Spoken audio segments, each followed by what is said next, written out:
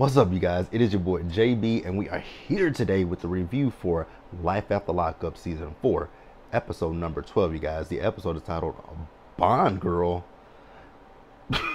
Okay. Oh, I know why.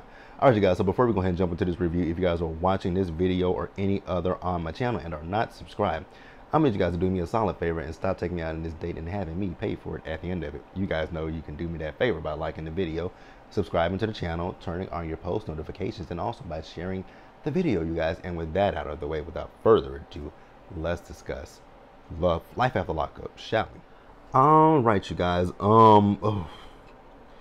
Parts of this episode was just triggering for me, and I'm gonna talk about it. Let's go ahead and get the small stuff out the way. Let's get Amber and Puppy out of the way, you guys. So Amber and Puppy are back for another season, and as much as I like Puppy, I don't know why Amber and Puppy are back. I don't get it. So this episode, we see Amber. So Amber's mother is out of prison now. So you guys remember when Amber was in prison, she was in prison with her mother, and they met Puppy. So Amber's mom is finally out of prison. Her parents are having a recommitment ceremony to each other. So they got married young. I think she said they were 17 and 19 years old. They had her, and I think she said a year or maybe a few years into the marriage, they divorced. And you guys remember the mother went to prison with Amber. So I guess after she got out of prison, they found each other and they reconnected with one another, right?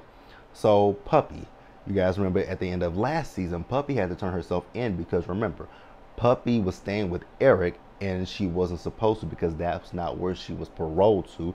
She was paroled to her mother's home. So she went back to jail. You guys remember her and Eric are supposed to go to Vegas together.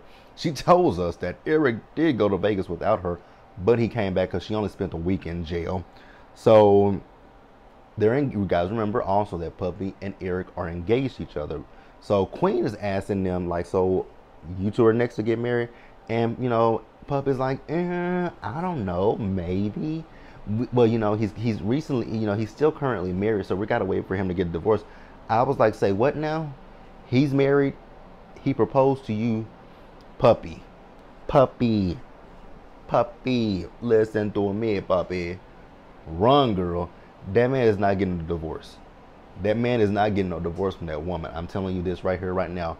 Don't waste your good looks on Eric.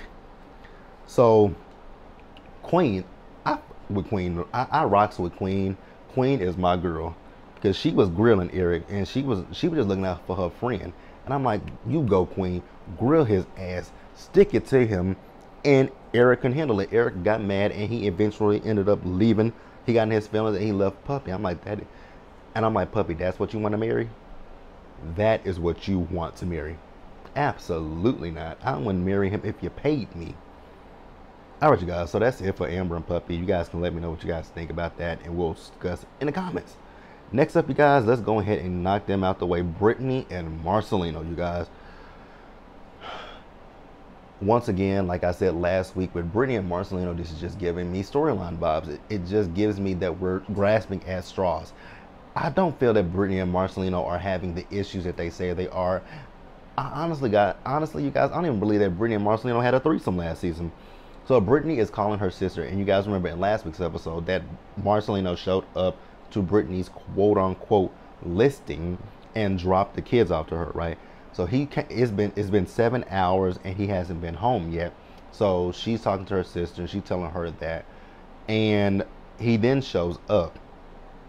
So he asked her, like, how did your showing go? She was like, it didn't go well at all. I had to end it early because you dropped off the kids to me and they were screaming and crying. So it definitely did not go at all. So then they had a conversation. So, she asked him, is there anything that he wants to tell her? I'm like, that's a leading question. You're leading him to where you're leading him. Come flat out and say, are you cheating on me?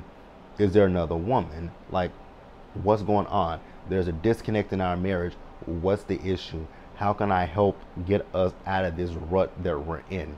But Brittany didn't do that. And I was like, okay, Brittany girl. So then she was like, well, let me see your phone. So she goes through his phone and she says to him, she says that, they aren't having sex. So when she looks through his phone, she sees naked women. She sees that he's watching porn. And she says she doesn't have an issue with that, but he should be having sex with her. Yeah, I really don't buy anything with Brittany and Marcelino. I'm just... Because if you guys think about all the storylines that we have dealt with Brittany and Marcelino over the last few seasons. First, it was the issue with her mother and her drug addiction. Now, that one, I do believe it was a real story, but I do believe that that one's a real story. But I wouldn't have, me personally, I just wouldn't have used my mom for a storyline. I don't think I could have done that. Then last season, you guys remember the whole storyline about the halfway house they were putting together, where they lost all that money. Now this season, we're here. Okay. So Marcelino and Brittany, they decided to go see a marriage counselor, right?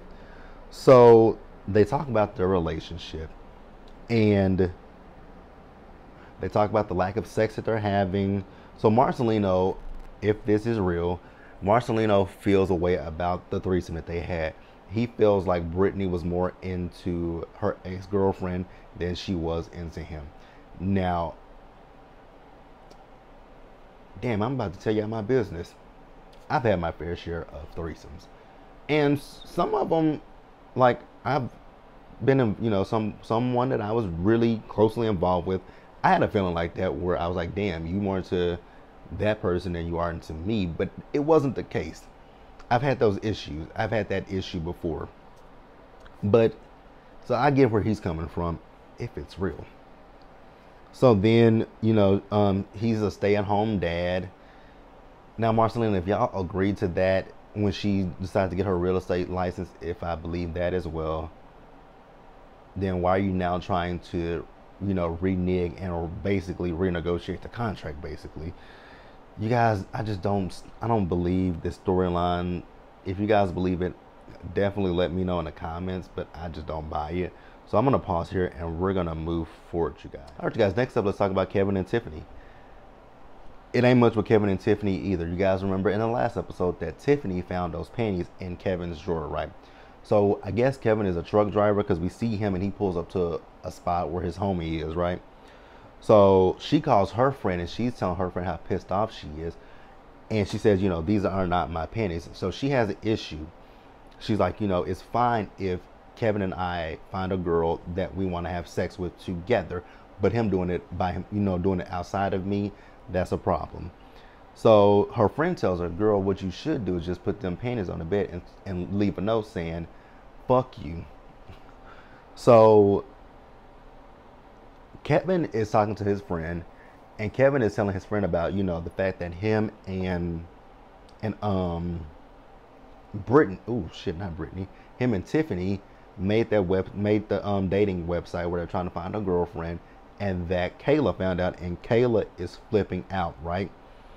And his friend is basically telling him like, man, you need to be careful. So Tiffany did eventually leave. She packed up all her stuff and she left. And she left the note with the panties. She says, "I know that these are not your panties. I'm leaving your key, and I won't do anything until you're truthful." She spelled truthful wrong. She put 2 L's in truthful.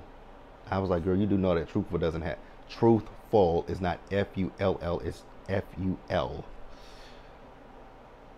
I mean, you should have put the Y. You should have put the Y and made it truthfully, and then just reworded that. But that's not how you spell truthful. She put truth and fool. Fool. That is fool. Truthful. Fall. Okay, Tiffany girl.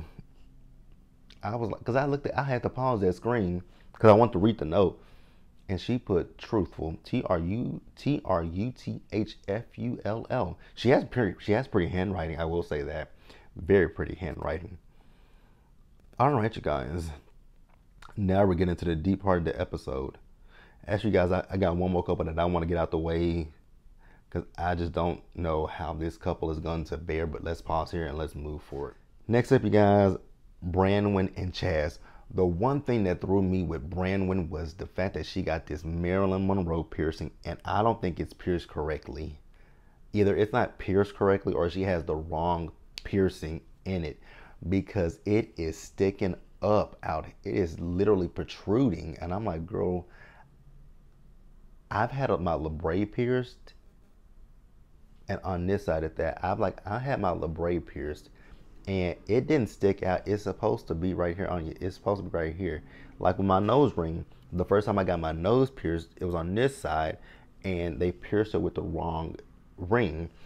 That ring stuck up too, kind of like what her Marilyn Monroe is. But she's still, this is after the concert with Chaz. Chaz told her he will talk to her later. So then she's talking to Aaron. So Aaron is like, so what's up? He says, you didn't tell Chaz I was here. She's like, yeah, because Chaz would get mad. I was like, Chaz will get mad? Okay.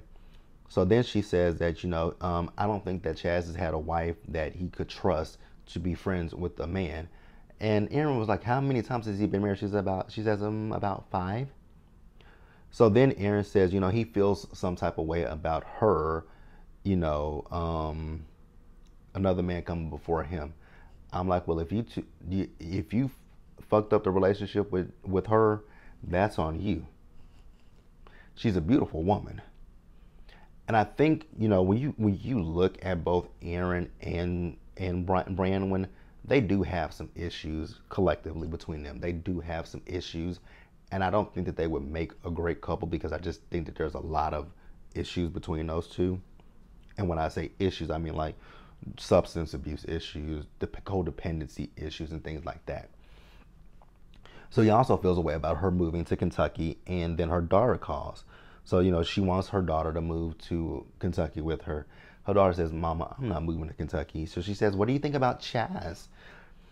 He's different. Girl, different is the understatement. So then she was talking about how Chaz basically tracks her phone. I was like, whoa, whoa, whoa. Say what now? So they're on the same phone plan. She said she got an email once that he was trying to, someone was trying to change her password.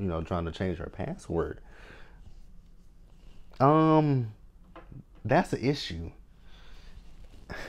Branwyn, I want better for you, girl. And I want better for Chaz too. I want better for both of them. Chaz, if you feel like you gotta go through her stuff, like gotta snoop, then leave the marriage. And Branwyn, that's not a healthy relationship if your husband has to feel like he gotta snoop on you. I don't know why I use air quotes, but nah. I want better for my girl Branwyn.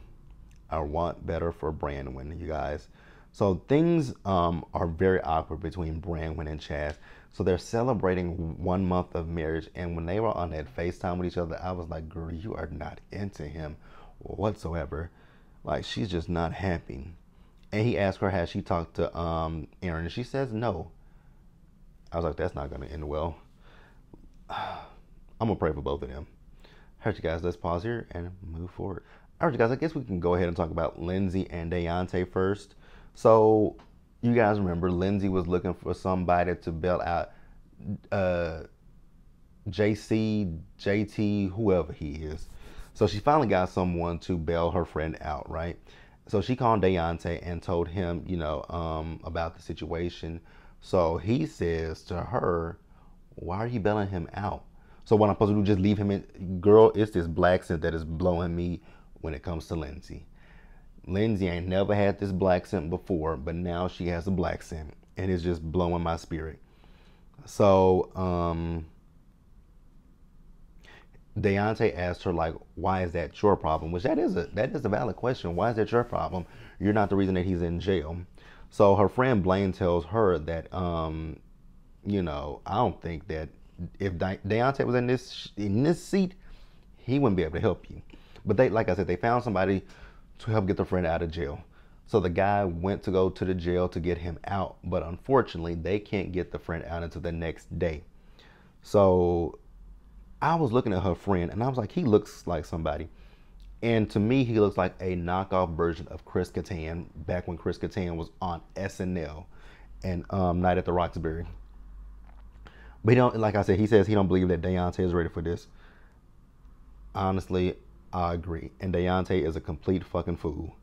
So Lindsay, she got to see her daughter. Her daughter has really grown up. Like she's gotten taller. I was like, oh wow, and she looks a lot like Lindsay, a lot like Lindsay. So her daughter has the sad part is that child has more sense than her mama does, because she's afraid that her mom will end up going back to jail again. I was like, that is so sad. And then when Lindsay told her she was dating someone new, that baby got more sense than her own damn mama. That is just terrible. That is terrible that your child got more sense than you. She's basically telling you to slow your ass down. I was like, God dang. And even her mama said the same thing to her. Like, girl, be careful. Slow down. So, she was apologized. She talked to her mom. She apologized to her mom. Her mom was like, you need to ask God for forgiveness first, then Miley Grace, and I'm last. So she told her mom that she's going to be staying with Blaine for right now. With Lindsay, I hope Lindsay stays on the straight and narrow. I don't see it. If you guys do, I don't see it, especially with Deontay. And he ain't told his mama that he's driving down there to meet Lindsay. Hell, his mama don't even know anything about Lindsay, baby. When his mama finds out about Lindsay, stop the bus. His mama's not going to be here for it. You thought your mama wasn't here for Nicole with 2 L's. Baby, she really ain't going to be here for Lindsay. Let's keep that 100% a buck. Your mama ain't going to be here for Lindsay. All right, guys, I'm going to pause here, and I'm going to move on to the next couple. Oh, okay, you guys. So this is the one that I said was triggering me. Taylor and Chance, you guys. I just feel some type of way about Taylor and Chance, and I'm going to say how I feel, and it might get colorful, and it might not. I'm gonna try to keep it clean. I'm trying to try not to curse, but you guys know me. So Taylor and Chance, I just have an issue. Taylor is a dumbass. I can't say it any other way. Taylor is a dumb ass because this man got out of prison, and I'm not saying that people, just because you go to prison, that you're always going to be a criminal, you're always a bad person. I'm not saying that, but you got 3 young girls, and you brought this man that you don't really know around your kids. I feel like when it comes to Taylor, that Taylor is looking for someone to be a father figure, for her daughters who their dad died. And I really do empathize with Taylor and her daughters.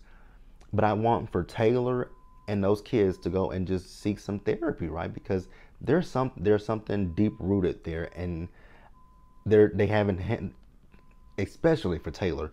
Taylor has not worked through that grief. Taylor is still grieving the loss of her fiance, and I my heart definitely goes out to Taylor, but she's a dummy through and through. She's a dummy. So they're getting ready to go to a father-daughter dance, and when Chance was holding that little girl and talking about how he was gonna dance with her, I was like, absolutely not. I'm like, girl, where is your father? Is your father alive? Was your father in the picture? Like, girl, where is your father? Your father, your grandfather. You got brothers, you got male cousins. Like, there are I'm pretty sure there's some men in your family. I would hope there are men in your family. Why not get one of them to take them to this dance instead of Chance? Oh God, you guys, it was just blowing my spirit to see that. It just blew my spirit. Then he is working on this garage apartment for Bobby. And in this moment last night when I was watching the episode, I was like, you know what? I know exactly what Chance is doing. Chance is basically gonna, I feel like what it looks like it to me. I could be wrong, and I would love to be proven wrong. But looking at Chance, it looked like he is trying to isolate Taylor away from the people who love her. It looks like isolation. Period. I can't take it back. It looks like isolation to me. So, what was I gonna say? I'm gonna pray for those girls. I'm gonna pray for them. So he shows Bobby that a quote unquote apartment, it was bullshit. Like, I'm not gonna sleep in this shit. There's no wall. Like, you got shit, you got nails. Like, I'm not sleeping in that. They went to the dance. Taylor, they all appreciate it. I'm like, why do y'all appreciate this?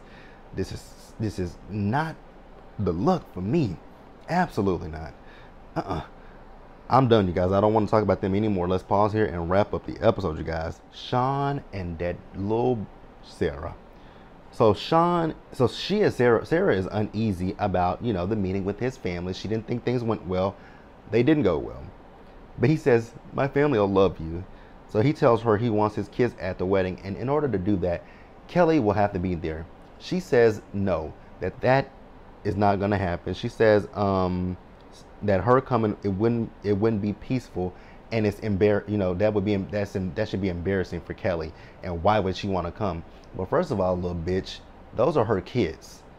So anywhere my kids go, I'm gonna be there. And they have young kids. Girl, shut the fuck up. I really want Sarah to shut the fuck up. Oh, I want her to shut the fuck up. Saying Kelly's gonna embarrass herself. No, Kelly's not embarrassing herself. Like, they have young kids. I wanna meet the woman that's gonna be their stepmother. I wanna know who my kids could potentially be around. Oh God. She says, well, should I invite my ex, or maybe you should invite Destiny? Girl, oh God, I can't stand that little girl. She irks my spirit, you guys. So we see Sarah and his sister, they're getting a pedicure, right? He calls Kelly, and Kelly calls him a dummy. I'm like, exactly. That's exactly what this fool is, a dummy. And Kelly called him. He asked her, why is she calling? I'm like, you dumbass. Y'all got kids. And he tells her he wants the kids there. She says, not without me. And I was like, amen. Preach to him, Kelly. So then this little dumb bitch, Sarah, I don't know why Sarah think that, because she's talking to his sister about the fact that he was with Kelly for years. They never got married, but they have kids. And she feels like she's better than Kelly.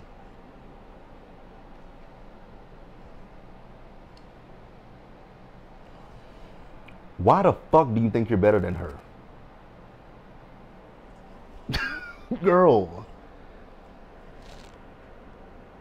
You are a dumbass.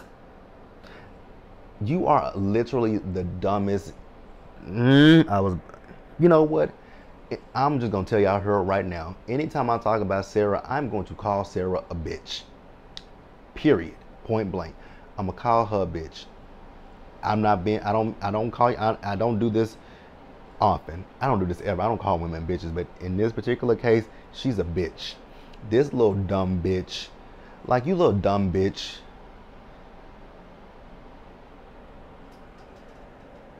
How do you think you're better than Kelly? He was just with Destiny before you, during you, but you feel like you're better. The elevator don't ding, you dumbass. Like, girl, your elevator is stunted. Your elevator is stuck. Actually, that elevator is still on the ground floor. You know what? That's all I got for that little dumbass bitch. That is all I got for her. He tells Kelly that they are expecting. She's like, you need to get a snip. I was like, exactly. And I love the fact that the producers play back every time she called him a dummy, a dumbass, a dunce, whatever. I loved that. But that's the episode, you guys. Let me know what you guys thought about it. Subscribe to the channel, you guys. Turn on your post notifications and share the video, you guys. Share the video, subscribe to the channel, turn on your post notifications. And until the next time, you guys, stay safe out there. Take care of yourselves. Wash your hands, wear a mask, socially distance, be blessed, and I'll catch you guys in the next one.